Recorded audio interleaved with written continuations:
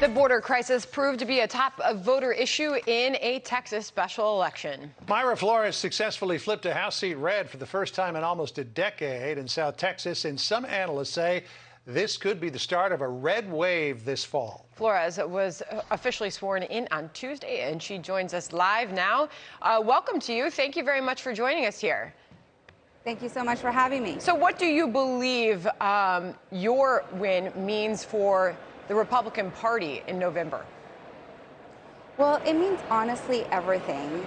In South Texas, we have been taken for granted for a long time, and we showed the Democrat Party that they do not own our vote, that they have to get to work.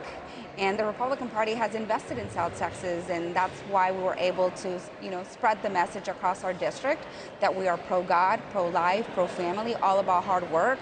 We are really the party that is fighting for the everyday American, and I'm just so proud to be the first Republican congresswoman that was born in Mexico and being a voice for all Hispanics, not only in Texas District 34, but throughout the country as well. You know, you come from a family of Democratic voters. I believe you yourself voted for President Obama back in 2008. And when you take a look at recent polling on President Biden's approval rating with Latino voters, this latest Quinnipiac poll shows that he is in dire straits here. Just 24% support among Hispanics. Is the Democratic Party leaving you, or are you leaving the Democratic Party? The Democrat Party has abandoned the Hispanic community.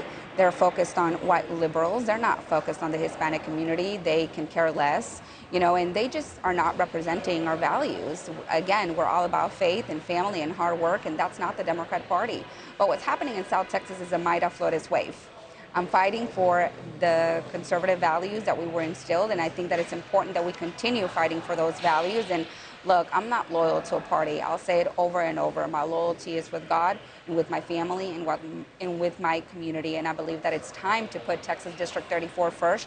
We've never had a voice here in Washington. No one really cared what we had to say. And now people do care about the Hispanic community. Now people actually care about the voice of Texas District 34. And I'm just so proud and humbled to be representing all Texas District 34 and all Hispanic community throughout the country. A lot of the attention you've been receiving has also been because your husband is a Border Patrol agent, and obviously there is a crisis at our southern border that has to be dealt with. What is the message you are bringing to Washington? What is your perspective, and what are you going to do to solve the problem and make the situation better at our southern border? Well, I believe that we need to focus on legal immigration and improving the process, how we can make it more, faster, affordable for the good people that want to come here for the American dream. I'll never understand why the Democrat Party wants to encourage illegal immigration, knowing that they're going to have to go through abuse and knowing that children are going to be put into child sex trafficking. It's because of the Democrat Party. Right now, we have a serious problem with child sex trafficking in the United States. And if we really care about children, because let me tell you, no matter where children are from, they're innocent, and we need to protect children. And if we care about children, we would focus on border security to keep children safe, and so women also wouldn't have to go through so much abuse. Let's allow them to come here to this country legally, but let's improve the process. But unfortunately, the Democrat Party doesn't care that they're going to have to go through such abuse. So it's heartbreaking. Let's look toward November, if we could, Mayra, because you will be running against Vicente Gonzalez, who's current representative from the 15th Congressional District and is moving over to what will be the newly installed 34th redrawn Congressional District. Some folks say that your race is going to be a little more difficult in November than it was in this. It's a lot more difficult for Vicente. Yeah. It's a lot more difficult for Vicente. He thought that jumping into Texas District 34 was going to be an easier win. Well, it's not. It's going to be the toughest fight he's ever fought. And honestly, he thinks he's a better representative because he was born in Texas and I was born in Mexico. And I have a message to him that even though I was born in Mexico, I love this country very much. And I'm representing Texas District 34 because I love my district and I want to see Texas District 34 blossom. Yeah, the point that I was getting to there was that the newly redrawn borders of the district will be in effect in the November 8th election, but Republicans seem to be better at picking viable candidates than they were in the past when it comes to Latinas and Latinos. We had Yesli Vega, who won the primary in the 7th Congressional District in Virginia, and it's expected that she will likely run a very strong race against Abigail Spanberger in November. So does this represent a real investment on the part of the Republican Party in getting good Latino and Latina candidates to run in these general elections and special elections? Absolutely. We are their best investment, and no matter what the lines are, South Texas is very conservative. Again, we are conservative by nature, faith, family, and hard work. That's not the Democrat Party. I'm fighting for those values, and we need that type of representation in Washington.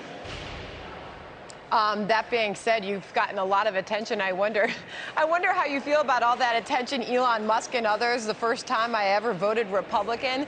How does it feel to get all this attention? What do you think it says about the state of your party? I'm so grateful to him and also SpaceX for everything that they're doing for South Texas and the opportunities that they're giving to the people in Texas District 34. It's because of him that, you know, thousands and thousands of jobs were created in our district, and I'm forever grateful to him and everyone else who wants to come to South Texas. We are the most hardworking people, so I invite, you know, people to come to South Texas and invest in South Texas, because we are not only amazing people all about faith and family, but also the most hardworking.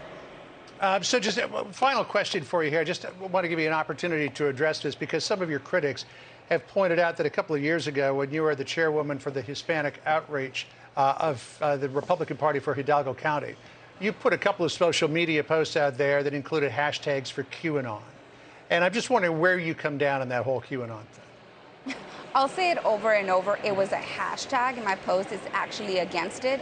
I've never supported any of those conspiracies and none of this nonsense. And again, so that's what Washington wants us to, again, Washington wants us to focus on nonsense. I'm focused on the issues that matter in my district, and right now we're focused on the increase of gas, increase of groceries, and the increase of healthcare, and so many other issues. Please, this is Why just was nonsense. it included in the tweets, though? It was an account obviously managed by you. Why was it even included? Stay focused. Stay focused. We focused on the issues that matter. We are focused on the issues that matter. I think that anybody who watches Fox News would tell you that. We're just wondering what you say to the critics who point to that, and we're curious as to why you would have included those in the first place. I've said it over and over, never supported none of those conspiracies. Again, stay focused on the issues that really matter to the American people. Border crisis and, of course, the economy.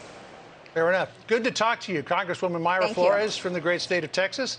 And we'll be seeing more of you. No question about that. Thank you so much. Thank you for joining us. All right. Absolutely. Hi, everyone. I'm Brian Kilmeade. I want you to do me a favor. I want you to click to subscribe to the Fox News YouTube page. This is the only way that I know for sure that you're not going to miss any great commentary, any great news bites, any great interviews coming your way on Fox. You can get it all here on YouTube. So subscribe right now.